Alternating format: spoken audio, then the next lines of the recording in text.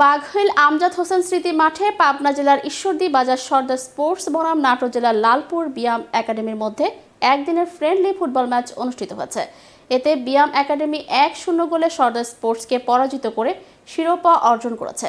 বৃষ্টি ভেজা দর্শক পরিপূর্ণ মাঠে টানটান উত্তেজনাপূর্ণ এ খেলার দ্বিতীয়ার্ধের 15 মিনিটের মাথায় লালপুর ব্যায়াম একাডেমির পক্ষে একমাত্র গোলটি করেন রিয়াদ।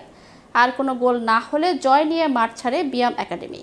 খেলায় প্রধান অতিথি হিসেবে উপস্থিত থেকে উদ্বোধনী বক্তব্য ও পুরস্কার বিতরণ করেন ঈশ্বরদী উপজেলা প্রেস ক্লাবের সভাপতি ও জাতীয় সাংবাদিক সোসাইটির কেন্দ্রীয় সাংগঠনিক সচিব তৌহিদ আক্তার পান্না।